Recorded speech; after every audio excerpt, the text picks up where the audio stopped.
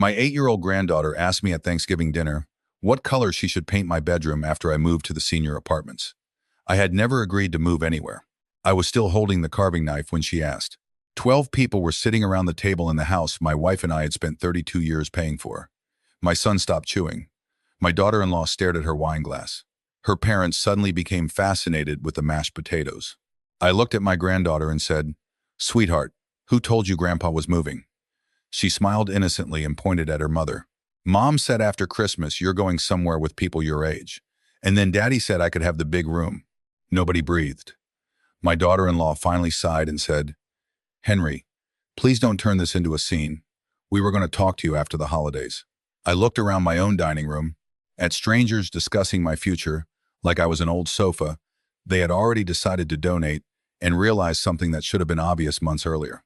My son and his wife had not moved into my house because they needed somewhere to stay.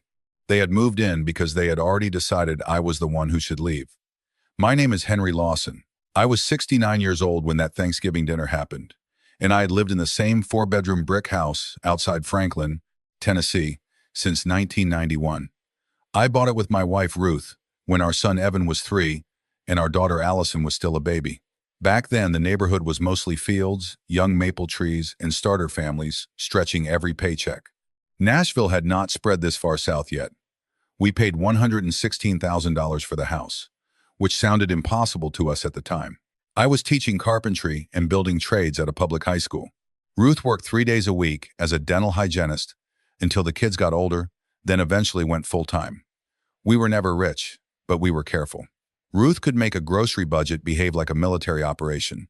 I could fix nearly anything that broke. Between the two of us, we built a good life. Not a glamorous one, a good one. There is a difference. I taught generations of teenagers how to read a tape measure, frame a wall, install trim, and show up 5 minutes early because nobody wants to hire the person walking through the door after the workday starts. Ruth planted hydrangeas along the back fence, made cinnamon rolls every Christmas morning, and maintained friendships with people she had met in 2nd grade. She was the social one. I was the man standing beside her holding coats. It worked. We were married 39 years before ovarian cancer took her. The last year was hard enough that I still don't enjoy talking about it. Ruth died in our bedroom on a rainy Tuesday morning in April, with me holding her hand and our children on either side of the bed. Afterward, the house became both the safest and loneliest place in the world. Every room contained her. The chipped blue mixing bowl in the kitchen, her gardening gloves hanging beside the mudroom door, the cedar chest at the foot of the bed, the little sunroom she had turned into a reading and sewing room with a green velvet chair beside the window. For the first year, I barely moved anything. People told me that was unhealthy. People say a lot of things when grief makes them uncomfortable.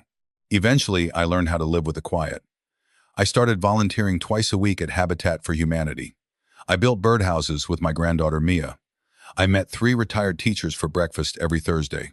I drove up to Kentucky to see Allison and her husband.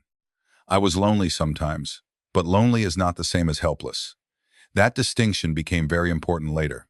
Evan was 38 when he and his wife Brooke showed up at my house with an SUV full of luggage. It was a Sunday evening in March, almost 5 years after Ruth died. They had called 20 minutes earlier. "Dad, are you home?" "Where else would I be at 9 on a Sunday?" Evan laughed nervously. "We need to talk." I knew something was wrong before they arrived. Evan had always sounded 12 years old when he needed something from me. When I opened the door, Mia ran straight into my arms. "Grandpa!" That softened me immediately. Children are dangerous that way. Behind her stood Evan, Brooke, and enough luggage for an expedition. "What happened?" I asked. Evan looked toward Brooke. Brooke answered, "Our lease situation fell apart." They had been renting a large townhouse in Brentwood while saving, supposedly, for a house. I knew rent was high. I also knew Evan had been frustrated because interest rates and home prices kept pushing their plans farther away. "The owner decided to sell," Brooke continued. "We have to be out sooner than expected." "When?" Evan scratched his jaw. "Yesterday." I stared at him. "Yesterday?" "It got complicated." Brooke stepped in. "We have another place lined up. We just need somewhere temporary. 6 weeks, maybe 8. I looked at Mia. She was already taking off her shoes. Ruth would have opened the door before they finished asking. I knew that. I also knew I had 4 bedrooms and 1 person living in them. All right, I said. You can stay here until you get settled. Brooke smiled. I knew you'd understand. I wish I had paid more attention to the wording. Not thank you. I knew you'd understand. Evan hugged me. You're saving us, Dad. That sentence felt good. That was part of the problem. When you have spent most of your life being the person people call when something breaks, being needed can feel dangerously close to being loved. The first week was almost pleasant. Mia took the bedroom across from mine. Evan and Brooke used the downstairs guest room because Brooke said she needed easy access to the kitchen before work. Evan worked in software sales and traveled around Middle Tennessee meeting clients. Brooke worked remotely for a health insurance company and spent half her day on video calls. I gave her my small office off the dining room so she would have privacy. Are you sure? She asked. I mostly pay bills in there. That is so generous. For a few days, they acted like guests. They bought groceries.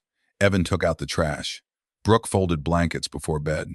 Mia followed me into the garage and asked questions about every tool I owned. Then little things started changing. One morning, I reached for my coffee and discovered Brooke had moved the mugs. Where are the mugs? Upper cabinet by the refrigerator. Why? It makes more sense. I looked at the cabinet where they had been for 30 years. It made sense there too. She laughed. You're adorable. Adorable. A word normally reserved for puppies and old men whose opinions no longer matter. 2 days later, my bacon disappeared. Did someone use the bacon? Brooke said. I tossed it. Why? The expiration date was close. It had another week. Processed meat isn't great for you anyway. I stared at her. Brooke, I'm 69, not 6. She smiled. Exactly. We want you around. It sounded caring. That was her gift. Brooke could wrap control in concern until objecting made you look unreasonable. The thermostat changed next. I like 68 degrees at night. Brooke set it to 73 because Mia got cold. Fair enough. I gave Mia an extra blanket. Brooke changed it again. The hallway nightlight I had used since Ruth got sick disappeared because Brooke said it made the corridor look institutional. My newspaper started getting moved from the kitchen table because Brooke preferred the surface clear. I found my work boots in the garage because they tracked dirt. None of these things were worth a family argument, so I said nothing. That was how it started. Not with someone declaring ownership. With me deciding one mug, one pair of boots, one thermostat setting was too small to fight about. By the second week, Brooke made what she called a household board. Whiteboard calendar on the refrigerator. Different colors for everyone. Purple for Mia, blue for Evan, pink for Brooke, green for me. Monday, Henry school pickup 3:15. Tuesday, Henry grocery run. Wednesday, Henry Mia gymnastics 5:30. Thursday, Henry dinner. Friday, Henry school pickup. I stood in front of the board with my coffee. What is this? Brooke came in wearing leggings and a headset around her neck. Just coordination. I didn't agree to half of this. You're retired. That isn't the same as available. She blinked. Mia loves being with you. There it was again. Object to the schedule, and somehow I was objecting to my granddaughter. Ask me first. Of course. The following week, the board had almost the same schedule. I picked Mia up anyway. I loved picking her up. She would climb into my truck, throw her backpack at her feet, and spend 15 minutes telling me stories with absolutely no beginning or end. I bought her milkshakes when Brooke said she shouldn't have them. Grandfather privilege. I took her to gymnastics, helped with homework, built a little bookshelf for her room. Those were good days. That made recognizing the bad parts harder. Evan slowly reverted to being a teenager. Clothes in the laundry room, empty coffee cups in the den. Dad, can you grab my dry cleaning if you're going out? Dad, my car needs tires. You know a guy? Dad, could you be here tomorrow because the internet technician is coming sometime between 8 and 4? I helped because I could. Then helping became assumed. One Tuesday, I had lunch planned with Allison, who was driving down from Bowling Green. Brooke had put Mia Dentist 1:00 Henry on the board. I can't take her. Why? I have lunch with Allison. She frowned. Can't Allison come here? I haven't seen my daughter in 2 months. It's just a dental cleaning. Exactly. One of her parents can take her. Brooke stared at me like I had become difficult overnight. Evan ended up leaving work early. He was irritated for 2 days. Allison noticed immediately when we finally met. You look tired. House is busy. How long are they staying? 6 weeks. Dad, they've already been there 5. I counted. She was right. They're looking. Allison gave me the expression daughters give fathers when they know they are being lied to and are deciding how disrespectful to become. Have you seen listings? Not personally. Have they gone to showings? I don't keep track. You know Mom would be losing her mind. I smiled. Your mother lost her mind when someone parked in her driveway for 20 minutes. Allison laughed. Then she became serious. Just make sure temporary stays temporary. I told her I would. I meant it. The first moment that genuinely angered me came 3 days later. I returned from Habitat around 4 and walked into Ruth's sunroom, or what used to be Ruth's sunroom. The green chair was gone. Her sewing cabinet was gone. The little round table where she drank tea was gone. In their place stood a glass desk, white office chair, ring light, 2 monitors, and shelves full of Brooke's notebooks and skincare products. I actually stepped backward into the hallway because for a second I thought I had entered the wrong room. Brooke was on a call, so I waited. 40 minutes later, she came downstairs. Where is Ruth's chair? I asked. She looked confused. The green one? There was only one. Garage. Why? I needed a better office. The room you gave me gets terrible afternoon light. You moved Ruth's things without asking. She sighed. Henry, they're not gone. Where is the sewing cabinet? Storage corner in the garage. That cabinet belonged to Ruth's grandmother. I was careful. Something about that answer made my hands shake. Put it back. Brooke stared at me. What? Put the room back. I work full-time, then Evan can help. This is silly. Maybe. You don't even use that room. That sentence stopped me. I sit there every Sunday morning. I've never seen you. You've been here 5 weeks. She crossed her arms. I just thought we were trying to make the house work for everybody. This house already worked. For one person. There it was. I looked at her for several seconds. Then Evan walked in. Brooke immediately said, Your dad is upset because I moved a chair. I looked at my son. He looked tired before I said anything. She emptied your mother's room into the garage. His face changed. He understood. Brooke, oh my God, it is not a shrine. The room went silent. Evan closed his eyes. I felt something inside me go cold. Not explosive anger. Worse. Distance. Put it back, I said. Brooke turned away. Fine. Evan helped that night. Mostly Evan. Brooke moved the ring light. I carried Ruth's sewing cabinet myself. When everything was back, I sat in the green chair in the dark for almost an hour. Mia found me. Grandpa? Hey, Peanut, why are you sitting with no lights? Thinking. She climbed into the chair beside me, even though she was getting too big. Mom says this room is sad. Does it make you sad? No, it smells like Grandma. My throat tightened. You remember Grandma? A little. She pointed toward a framed picture of Ruth holding her as a toddler. Mom said someday we could make this my art room. I stared at her. She did? When we live here. There it was. First hint. When you live here? Mia nodded casually. Mom says maybe we're staying. Children do not know, which lies adults have not announced yet. That evening I asked Evan directly. We sat on the back patio after Brooke went upstairs. Are you looking for another place? He stared into his beer. Yeah. Where? Different places. Have you applied anywhere? Silence. Evan. He rubbed his face. Things are more complicated than we told you. How complicated? We had debt. Have. Credit cards. A personal loan. An expensive car payment. Their old landlord had not suddenly forced them out. They had chosen not to renew because they were drowning. Brooke's hours had been cut the previous fall. Evan had missed sales targets. They were using credit cards to maintain a lifestyle they could no longer afford. Why didn't you tell me? Embarrassing. So you lied. We didn't lie exactly. You said the owner sold the townhouse. He was planning to eventually. I stared. Son, I know. What is the plan?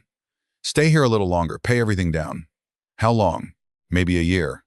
I laughed once because I could not help it. A year. Dad, we can contribute. You told me 6 weeks. I was scared you'd say no. That truth hurt more than the debt. So instead of risking my answer, you removed the question. He looked ashamed. I'm sorry. Does Brooke know you told me? Not yet. Tell her. He nodded. Tonight. And I want rent. He looked up. Rent? Not market rent. Enough that this stops feeling like a free resort. Okay, and household decisions come through me. Of course. No more schedules with my name on them unless you ask. He smiled weakly. Fair. I believed the problem had been solved because I wanted to believe my son had made a mistake, admitted it, and would correct course. That belief lasted about 10 days. Brooke became colder after Evan told her. She paid the first month's contribution exactly on time. She also started speaking about money constantly. Since we're paying to live here now, was how many sentences began. Since we're paying to live here now, maybe we should use more refrigerator space. Since we're paying to live here now, maybe Brooke should be able to redecorate the guest room. Since we're paying to live here now, maybe we should split streaming subscriptions. The contribution was $800 a month. Their old rent had been almost $3,200. I finally told her, $800 does not make you a co-owner. She smiled. I didn't say it did. You imply it every day. She rolled her eyes. You're becoming territorial. Territorial. About my house. I should have laughed. Instead, I started noticing more. Brooke changed the keypad code on the side door because the old code was too obvious. She forgot to tell me. One afternoon, I returned from the grocery store during a thunderstorm and stood under the carport typing the code until the lock disabled itself. My key was inside because I had driven Brooke's SUV to pick up something large from Costco after she asked me. I called her. No answer. Called Evan. Voicemail. I stood outside my own home for 26 minutes in the rain until Mia opened the door because she heard me knocking. Grandpa, why didn't you use the code? Apparently Grandpa didn't get the memo. Brooke apologized later. Sort of. I put it in the family group chat. You changed the code to my house and expected me to find it in 37 messages about soccer snacks? It was there. Change it back. Henry, change it back. Evan did. The next week, my garage became an issue. I had 2 bays. My old Ford pickup occupied one. The other held a workbench, tools, lumber racks, and a half-finished rocking horse I was making for a Habitat fundraiser. Brooke wanted the workbench moved so both their vehicles could be inside. Your truck is old anyway, she said. It's survived rain before. So has your SUV. Mine is financed. That sounds like a bank problem. She did not appreciate that. Then one afternoon I came home and found several pieces of walnut leaning outside under the covered porch because Evan had moved lumber to make space. Put that back. Dad, Brooke's car got hail damage last year. Then park yours outside. Why mine? Because this is my workshop. You hardly build anything anymore. That line came from him. My son, not Brooke. It hurt differently. I stared at him. Do you know what I did yesterday? What? Spent 6 hours building wheelchair ramps with Habitat. That's not here. No, because I thought my tools were safe here. He immediately looked ashamed. Dad, I didn't mean... I know exactly what you meant. I put the lumber back myself. That night I called Allison. Your brother lied about why they moved in. She went silent. How bad? I told her, Dad, get them out. They're paying down debt. That is their problem. They have Mia. Mia can live in an apartment. Allison. No, you always do this. Do what? Evan gets into trouble. And suddenly everybody rearranges life around Evan. That stopped me because there was truth in it I did not like. Ruth and I had treated the children differently. Not intentionally. Allison had been independent from the time she could tie shoes. Evan needed more. More reminders. More help with school.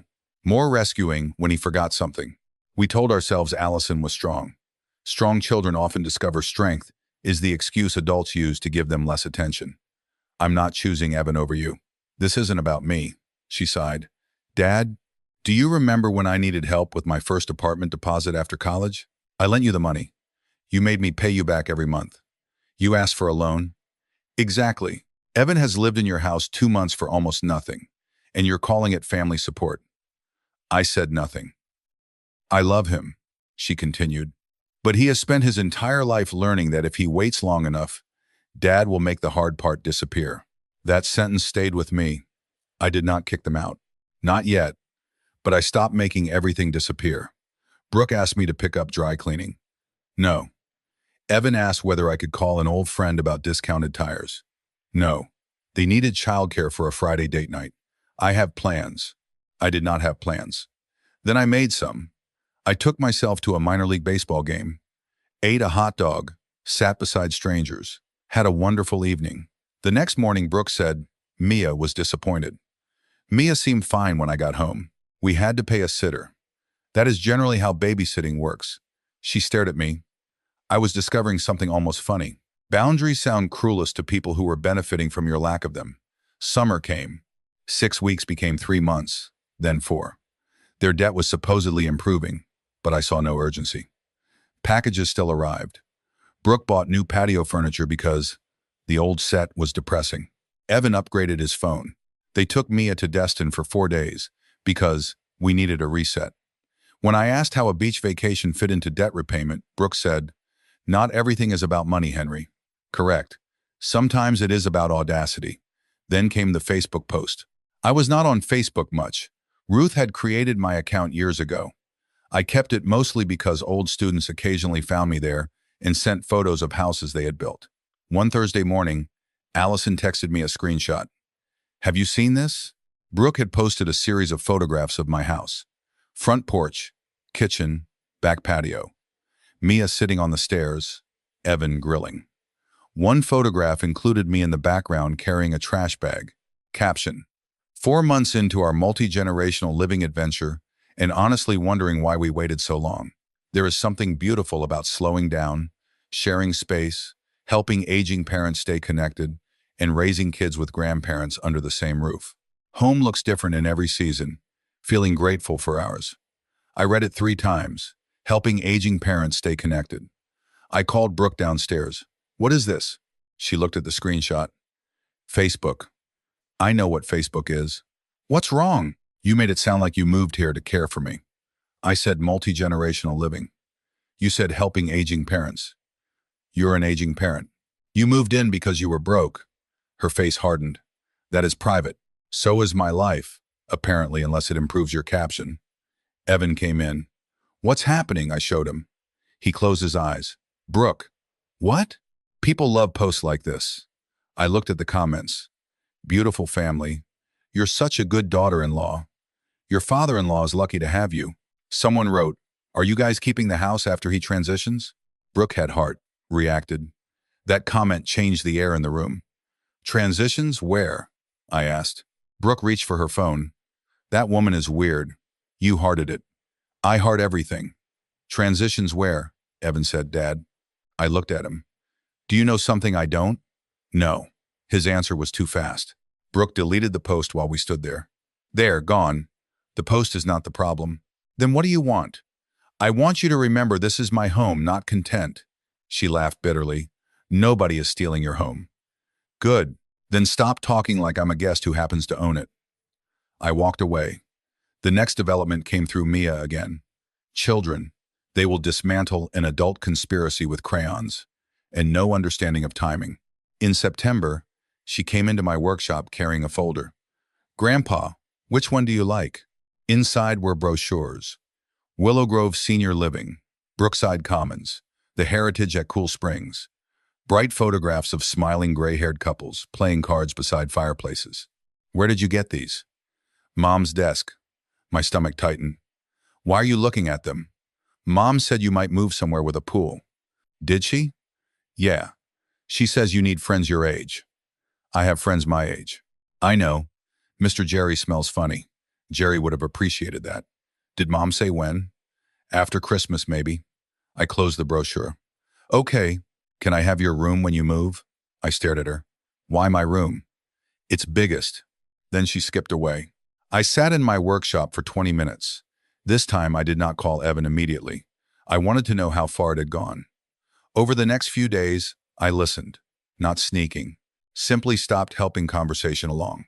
When people assume the old man isn't paying attention, they say astonishing things. Brooke discussed paint colors with her mother on speakerphone. "Once we have the primary suite, I want something warmer." She caught me entering the kitchen and immediately changed the subject. Evan asked whether I still needed all those tools, if I eventually moved somewhere with maintenance included. I said, "Who said I'm moving?" He laughed nervously. "Nobody. Just thinking ahead." Brooke asked what I paid annually in property taxes. I asked why. Budget curiosity. She started calling the downstairs guest room our room and my living room The main space. One evening, I walked past the office and heard Brooke tell her mother, "Henry is stubborn, but Evan thinks once he tours the place, he'll see how much easier it is." Her mother said something I couldn't hear. Brooke answered, "He can't stay alone forever." Alone. I was apparently alone while 3 people lived in my house. That night, I made a list. Not legal evidence, not revenge. A list for myself because I had spent months letting people redefine reality. I wrote, I can drive, I manage my medications, I volunteer, I cook, I pay bills, I maintain the house, I travel alone. I have friends, I want to stay. The last sentence mattered most. I want to stay. Nobody had asked. The next morning, I called my friend Jerry from breakfast. Want to take a trip? Where? Chattanooga. Why? Because I haven't been in years. When? Tomorrow. My wife says I need hobbies. I'm in. I left for 2 nights. I told Evan at dinner. Brooke looked annoyed. Who's picking up Mia Thursday? Her parents. You're normally here. Not Thursday. You can't just change plans. I stared at her. Brooke, listen carefully to the sentence you just said. She actually flushed. I didn't mean it like that. I know. That's the problem. Chattanooga was wonderful. Jerry talked too much. We visited the Tennessee Aquarium, ate barbecue that gave both of us heartburn, and sat on the hotel balcony arguing about college football. For 48 hours, nobody asked me to drive, repair, watch, sign, wait, cook, or adjust. When I came home, my garage spot was blocked by boxes. I did not move them. I parked behind Evan's SUV. The next morning, he needed to leave early and asked me to move my truck. Boxes are blocking my spot. Can't you move them? They aren't mine, he stared. Then move them. Small boundary, enormous satisfaction. In October, I finally confronted Evan alone. We sat at a diner after his workday. No Brooke, no Mia. Have you toured senior communities for me? He looked down. That answered the question. 2. Without me. We were just gathering information. Who is we? Brooke and me. Why? Dad, be honest. This house is huge. That is not an answer. You're getting older. Still not an answer. He rubbed his forehead. We thought it could be good for you. Did you ask what I thought would be good for me? Silence. Evan. No. Are you planning to stay in my house permanently? We don't know. That means yes if I let you. We'd take care of it. I didn't ask who would take care of the house. I asked whether you plan to stay. He looked toward the window. Maybe. And Brooke has been discussing my bedroom. His face changed. Dad, do not insult me by lying now. She gets ahead of herself. So do you. I never said you had to leave. You toured places. Because someday I might die too. Have you picked the cemetery? Come on. No, you come on. You have spent 7 months living in my home. I feed your daughter, drive her, watch her. I let you use my office. I accepted less rent than you spend on restaurants. And somewhere inside all of that, you started planning what happens after I become inconvenient. Tears filled his eyes. That isn't fair. Tell me what part is wrong. He could not. Did you know Brooke posted about helping an aging parent because she thought eventually I'd move? Yes. That hurt. Did you tell her to stop? I told her the post was too much. Not the plan, the post. He looked ashamed. Yeah. I sat back. Why? Because we can't afford this area. Finally, there it is. Mia's school is here. My work is here. Brooke's parents are nearby. This house is paid off. We could help maintain it. You'd have less responsibility. It felt like an elegant solution. He nodded. For everyone. Not everyone, he cried quietly. I did not comfort him. That was hard. Dad, what do you want me to say? I want you to understand the difference between me helping you and you building your future on my disappearance. He closed his eyes. I'm sorry. I believe you. So what happens? I haven't decided yet. Are you kicking us out? I said I haven't decided. He looked scared. Good. Not because I wanted him afraid, because uncertainty had belonged entirely to me for months. It was time he felt a little of it. I decided not to do anything before Thanksgiving because Mia had been excited for weeks. That may sound weak. Maybe it was. But I did not want her memories of family holidays reduced to adults packing boxes. Instead, I made one decision. I would not host Christmas. I had not told anyone yet. Thanksgiving arrived on a clear, cold morning. Brooke had invited her parents, Mark and Linda Chambers, plus her sister and husband. Allison and her husband drove down from Kentucky. 12 adults, 3 children. My house was full by noon. Brooke acted like event staff. She arranged flowers, changed serving dishes, adjusted candles, and told me not to use the old brown platter because it photographed badly. Ruth had bought the old brown platter during our honeymoon in Gatlinburg. I used it anyway, Brooke noticed. She chose survival. Smart woman. Allison arrived, hugged me, and immediately whispered, "You okay? Ask me after pie." She looked at me hard. That sounds dangerous. Probably. Dinner started at 3. Mark Chambers complimented the house. "You've got a nice setup here, Henry." "Thank you." Brooke said, "It has good bones. We're hoping to modernize some things next year." Allison's fork stopped halfway to her mouth. I looked at Brooke. "We?" Brooke laughed. "Just ideas," Allison said. "For Dad's house?" Evan jumped in. "Can we please have one meal without this?" "Without what?" Allison asked. "Interrogation." I said nothing. That unsettled him more. The conversation moved on. Football. School. Nashville traffic. Linda talked about their cruise. Brooke described a new Pilates studio. Then Mia asked for cranberry sauce and destroyed everybody's afternoon. "Grandpa, what color should I paint your bedroom when you move?" Silence. I looked at her. "Move where?" "The senior apartments." Brooke's hand stopped. Evan stared at his plate. Allison whispered, "What?" Mia smiled. "Mom showed me pictures. There's a pool and movie nights." Brooke said quickly, "Mia, sweetheart, eat your turkey." I kept my voice calm. "Who told you Grandpa was moving?" Mia pointed toward Brooke. "Mom said after Christmas, maybe. Daddy said I could have your room because it has the bathroom." Mark Chambers looked at Brooke. Linda looked at Evan. Allison slowly set down her fork. "You're moving Dad to senior living?" "Nobody is moving anyone," Evan said. I asked. "Then why did you tell your daughter she gets my bedroom?" "I didn't say definitely. Did you say she could have it when I move?" He looked at me. "Dad." "Answer." "Yes." My chest felt strangely calm. Brooke sighed. "Henry, please don't turn this into a scene. We were going to discuss it after the holidays." Allison laughed once in disbelief. "You toured senior apartments for my father?" Brooke looked at her. "You don't live here. You don't see how isolated he is." "Isolated?" Allison turned toward me. "Dad, are you isolated?" "Apparently." Brooke continued.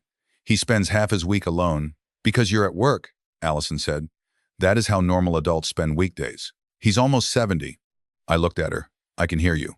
"I know." "Then speak to me." "Fine." She turned. "Henry, this house is a lot for one person.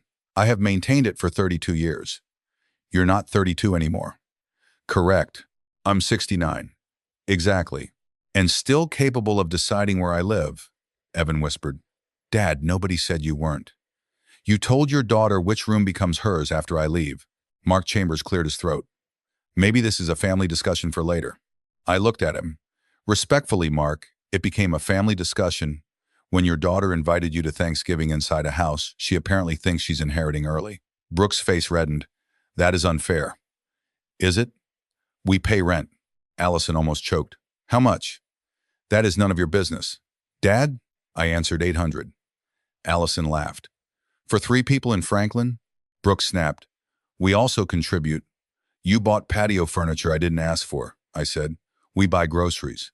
"I bought the turkey. Why are you keeping score?" That question finally made me angry. "Because you started spending mine." Silence. I stood, not dramatically. My knees simply hurt from sitting too long. I placed my napkin beside the plate. I was going to wait until after Thanksgiving. Evan looked terrified. Brooke said, "Wait for what? You're moving out." Mia stopped eating. My heart broke immediately. I looked at her. "Not today, Peanut." Brooke stared. "Excuse me?" "You and Evan need another place." "Henry, you told me 6 weeks. It has been 8 months. We're paying debt." "Good. Continue from an apartment. You know housing costs." "Yes." "You would throw your granddaughter into some tiny rental because you're offended." There it was. Mia as weapon. I bent toward her. Mia, Grandpa loves you more than every board in this house put together. None of this is your fault. She started crying. I hated Brooke in that moment. Not permanently, but honestly. See? Brooke said. Look what you're doing to her. Allison's chair scraped backward. No. Look what you involved her in. The room went quiet. Brooke stared at her. Allison continued. You told an 8-year-old she was getting Grandpa's bedroom before Grandpa knew he was supposedly leaving. That is not Henry hurting Mia. Mark Chambers looked at his daughter. Brooke, did you really tour places without him? Brooke's eyes filled. We were trying to plan. For his life? For our family? I said, there is the problem. She looked at me. You keep saying family as though the word automatically includes whatever you want. Evan stood. Dad, please. Sit down. He did. That surprised everyone, including me. I need to say this once. Then dinner can end however it ends. Nobody moved. When you came here, I believed my son needed help. I gave you a room, then an office, then rides, childcare, groceries, storage, parking, time, and privacy. Every time something became inconvenient, I adjusted because I loved you. I looked at Evan, and because I have spent your entire life doing that. His eyes filled. Dad, let me finish. He nodded. Your sister was right about something I did not want to hear. We raised her to be independent and raised you to expect rescue. Your mother and I did that. Then after Ruth died, I kept doing it because helping you made me feel useful. Allison began crying too. I'm sorry, I said to her. Dad, this isn't... It is partly. I made your brother's emergencies everybody's priority because I thought you were strong enough not to need me. She wiped her face. I was. That doesn't mean you should have had to be. Then I looked back at Evan. But childhood explains things. It does not excuse adults. You are 38. You knew Brooke was turning my home into your future. You knew she moved your mother's things. You knew she posted online as if she had moved here to care for me. You knew you were touring senior apartments. You knew Mia thought she was getting my room. He cried openly now. I know. And you stayed quiet because the plan benefited you. Yes. That honesty hurt. It also mattered. Brooke stared at him. Seriously? He turned toward her. He's right. We were trying to build stability. On his house. For Mia. Stop using Mia. Brooke's face changed. Evan continued. I went along because I wanted the house. I wanted the school district. I wanted the yard. I wanted to stop feeling like I failed. He looked at me. And every time Brooke said you'd be happier somewhere smaller, I let myself believe it because then wanting this didn't feel ugly. I nodded. Thank you. Brooke started crying. So I'm the villain now. No, I said. You're an adult who made selfish choices. You think you're perfect? Absolutely not. You like control too. Maybe, but I get to control my own home. Mark Chambers looked down. Linda whispered Brooke. Brooke turned. Mom, please don't. No, I think you need to hear this. Linda's voice shook. You told us Henry had asked you to help him transition. The entire room went still again. I looked at Brooke. What? Linda covered her mouth. Brooke whispered. Mom, Linda continued. You said he was lonely and thinking about senior living, and you and Evan might take over the house to keep it in the family. Allison stood fully now. You told people Dad asked you? Brooke shouted. I said he was considering it. I was not. Linda stared at her daughter. You said he was grateful. I almost laughed. Grateful. For what? I asked. Nobody answered. I looked at Brooke. What exactly was I supposed to be grateful for? Her tears turned angry. For not having to be alone. I was not alone until you moved in and started treating me like furniture. She flinched. That's cruel. Is it? Your friend thought I was a handyman at my own house. That had happened 2 months earlier at a small dinner Brooke hosted. A coworker had walked into the garage and asked whether I was the maintenance guy. Brooke had laughed and said, That's Henry. He keeps everything running. She never said it was my house until I did. You took Ruth's room. You moved my tools. You changed my door code. You scheduled my time. You told people you were caring for me. You toured apartments for me. And somehow I'm cruel because I finally noticed. Evan put his face in his hands. Mia was crying. I hated that this happened in front of her. I lowered my voice. Mia, sweetheart. She looked at me. Are you mad at me? My heart cracked. Never. But I told. You told the truth. You did nothing wrong. Do I still get to come here? As long as I'm alive and you want to see me, this is Grandpa's house and you are welcome. Even if we move? Especially then. She nodded. Brooke cried harder. I continued. You have until January 15th to find somewhere else. I will help with a security deposit if needed, because I want you stable. But I will not pay your rent. I will not co-sign. And I will not change my mind because somebody cries or posts about family loyalty. Evan nodded slowly. Okay. Brooke looked at him. You're just agreeing? What do you want me to do? Fight for our family. I said, this is the part you still don't understand. I am his family too. Silence. That ended Thanksgiving. Not with shouting. People packed leftovers in uncomfortable quiet.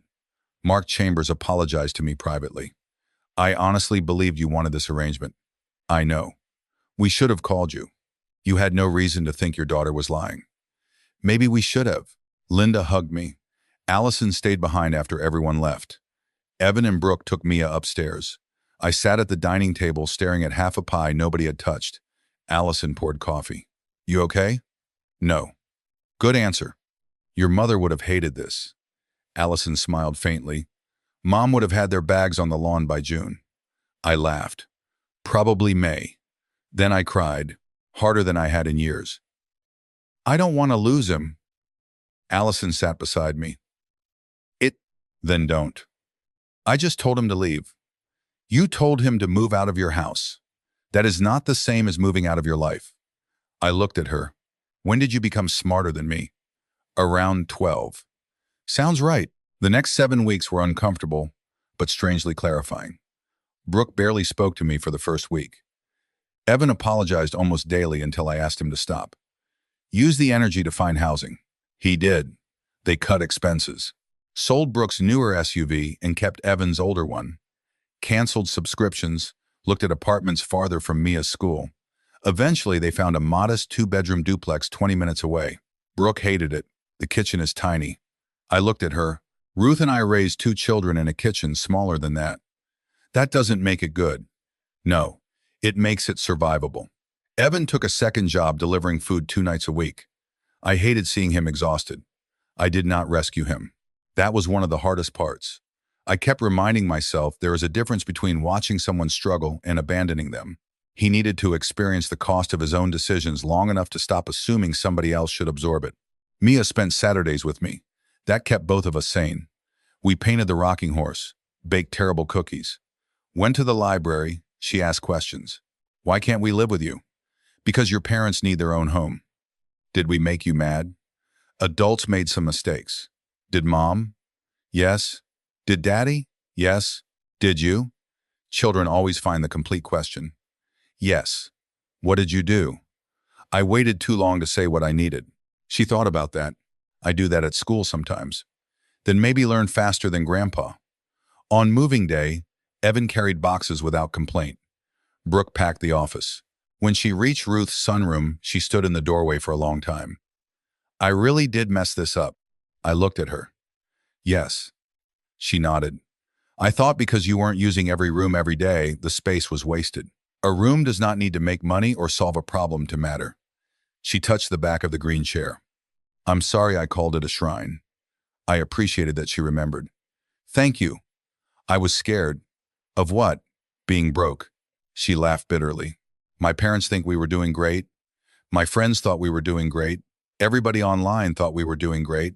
I kept thinking if we could just get 1 year without rent, we could catch up and nobody would know how bad things were. So you made my house the solution?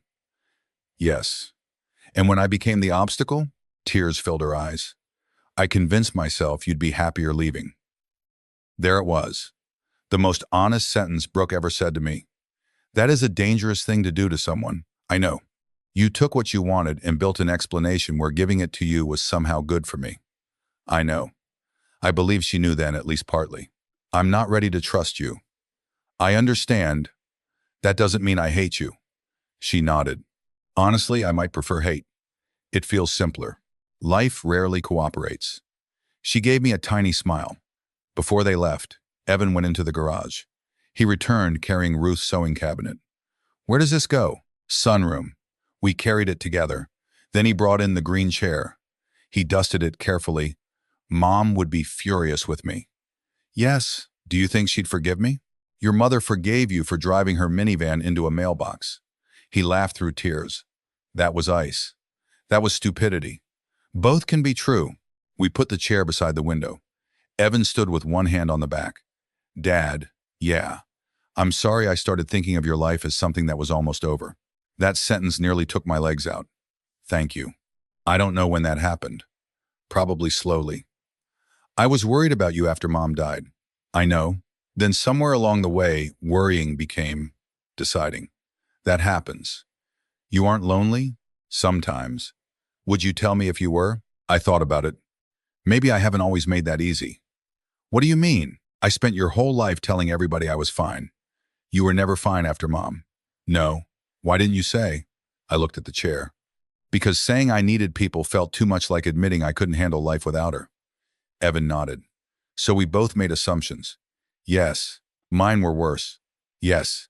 He laughed sadly. Thanks. I'm trying honesty. Terrible hobby. They moved out that afternoon. I stood in the driveway while Mia waved from the back seat. When the car disappeared, the house became silent again. I expected triumph. Instead, I felt grief. The same rooms I had fought to reclaim suddenly seemed enormous. I walked inside and saw 3 empty bedrooms, toys under the sofa, a purple hair tie on the staircase, one of Mia's drawings still taped to the refrigerator. For a few minutes, I wondered whether I had made a terrible mistake. Then I noticed something else. Ruth's photograph was back in the center of the refrigerator. My newspaper lay on the kitchen table. The thermostat said 68. My boots sat by the mudroom door. The silence did not feel like punishment. It felt like ownership. I made bacon. Brooke would have hated that. The first few months tested everybody. Evan called less because pride got in the way. I refused to chase him. Then one Thursday he called. Want to get breakfast? Tomorrow? Yeah. Jerry and I go at 7. Can I come? That question mattered. Sure. He came. Jerry talked for 40 minutes about his cholesterol. Evan pretended to care. Afterward, he said, "Is this what retirement is? Mostly medical complaints and pancakes." Sounds incredible. We started having breakfast once or twice a month. Not every week. I wanted him to build a life that did not automatically include mine as infrastructure. Brooke stayed distant longer. She sent a handwritten apology in April. No performance. No Facebook post about healing. She wrote, "I treated efficiency like morality. I convinced myself that if my plan made practical sense, everyone should accept it. I also treated your generosity as something permanent instead of something you were choosing. I'm sorry. I did not answer for 3 weeks. Then I wrote, thank you. I accept the apology. Trust will take longer." She texted back one word. Understood. Allison visited more often too. One afternoon, we sat in Ruth's sunroom, drinking iced tea.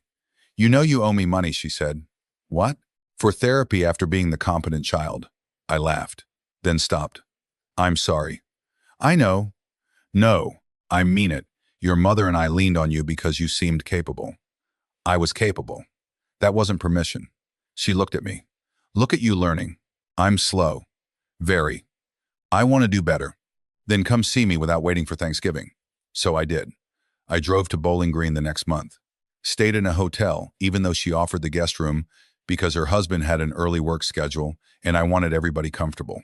She laughed when I told her, "Dad, boundaries don't mean becoming formal. I'm practicing."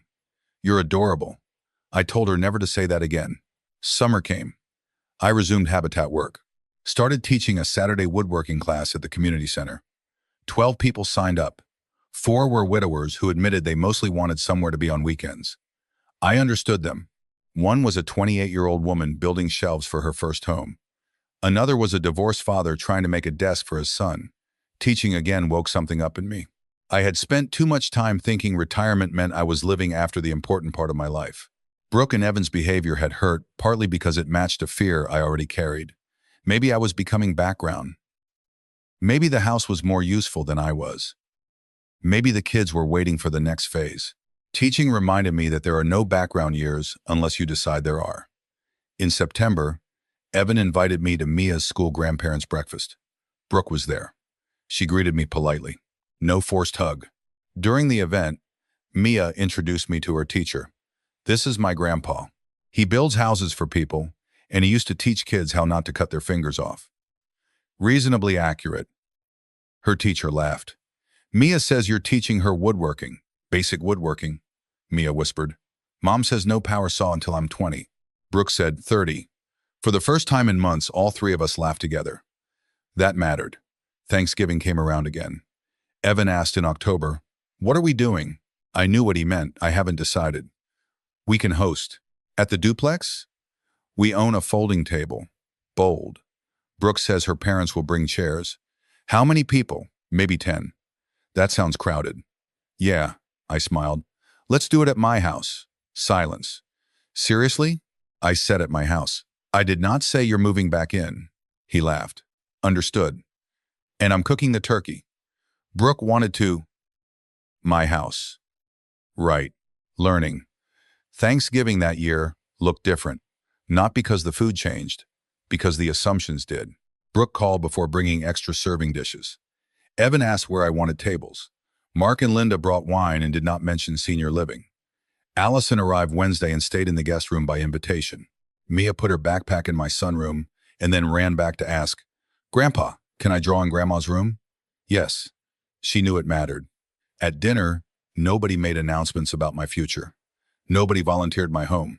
Nobody posted before asking whether I wanted photos online. After dessert, Evan stood with his coffee. I want to say something. Brooke looked nervous. So did I. Last Thanksgiving, I let my daughter announce something my father had never agreed to because I was too embarrassed to admit I wanted his house more than I wanted to hear his answer. The room went quiet. I told myself I was worried about him. Some of that was true. Mostly I was worried about me. He looked at Mia. And I taught my daughter that Grandpa's things would eventually become ours, just because we were waiting long enough. He looked at me. I'm sorry. I nodded. Thank you. Brooke stood too. I'm sorry as well. Then she sat. No speech. Smart. Mia raised her hand like she was in school. Can I say something? Everyone laughed. Go ahead, I said. I'm glad Grandpa didn't move. So am I, Allison said. Mia continued. But his room would have looked good purple. Even I laughed. Later, after everyone left except Allison, I found a Facebook post Brooke had made. One photograph. Me carving turkey while Mia stood beside me. Caption. Thankful to be invited to Henry's home today. Not our multi-generational house. Not family property. Henry's home. Invited. One word can carry a lot when the old problem was entitlement. I did not heart the post because I am still terrible at Facebook. I did tell her the next morning, nice caption. She smiled. I thought about every word. I could tell. 2 years have passed since they moved out. Evan and Brooke are still married. Their finances are better. Not magically. They sold expensive things, lived smaller, stopped pretending. Evan changed jobs and now works for a local software firm with less travel. Brooke went back full-time. They eventually bought a modest 3-bedroom house 25 minutes away. Not Franklin. A little farther south where prices were lower. When they got the keys, Evan called. Can you come over Saturday? Why? I need help hanging cabinets. I waited. And I'm asking, not assuming. Good. Also, I have beer. Better. I helped. Not because he needed rescuing. Because I wanted to spend Saturday with my son. At lunch, he handed me a key. For emergencies. I looked at it. You sure? Yeah. Then he smiled. And we're not changing the code without telling you. Progress. Brooke invited me to Mia's birthday and introduced me to a coworker as Evan's dad, Henry, who saved us when we were in trouble, and then taught us the difference between help and ownership. I nearly choked. That is a lot for a birthday introduction. Therapy. Expensive? Very. Good. We laughed. Ruth's green chair is still in the sunroom. Her sewing cabinet is still there too. I use one drawer for woodworking plans now. I think she would approve. Sometimes Mia sits in the chair and reads. Sometimes Allison sleeps in the room when she visits. Sometimes nobody goes in for days. That does not make the space wasted. I have learned something important about empty rooms and empty time. People who are uncomfortable with emptiness always want to assign it a purpose.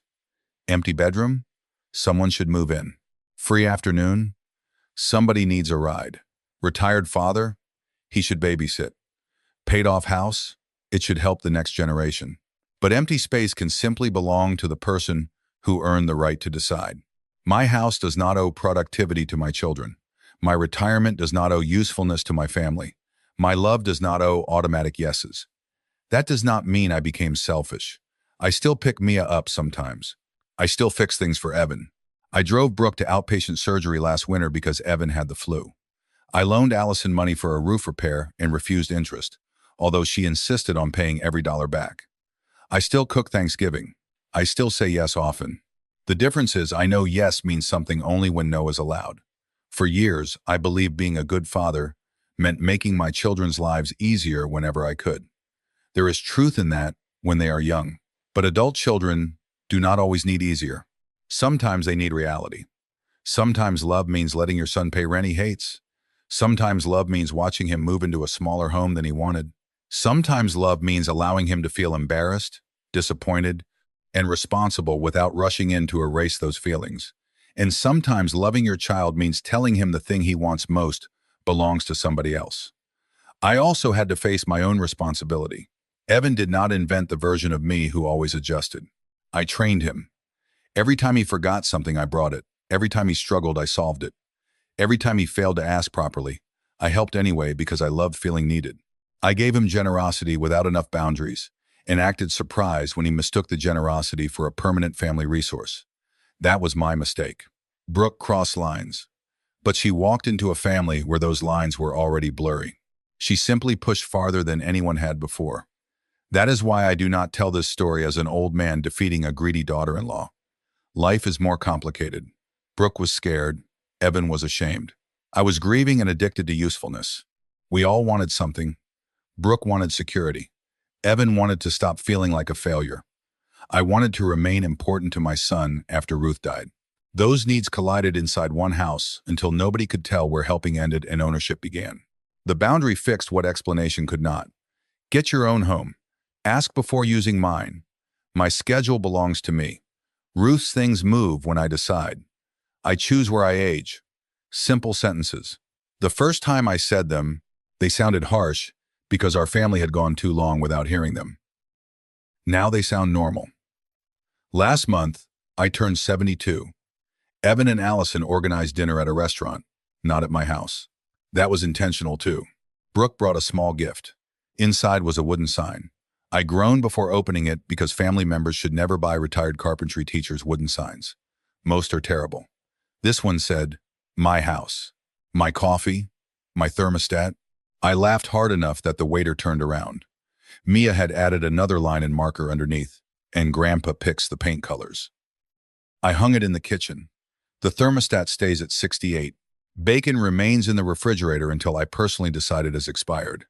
My coffee mugs live in the cabinet where Ruth put them in 1991. Not because change is bad, because now change is mine to choose. And every Thursday morning, Jerry still sits across from me at breakfast and complains about cholesterol while eating sausage gravy. Life is not glamorous. It is mine. That is enough. So let me ask you the question that divided people in my family for months afterward. If your adult son and daughter-in-law moved into your paid-off home because they were struggling, then slowly treated your time, your rooms, and eventually your future as something they were entitled to manage, would you keep letting them stay because helping your children is what parents do? Or would you make them leave, even knowing they would struggle? Because love stops being love when helping them requires you to become a guest in your own life?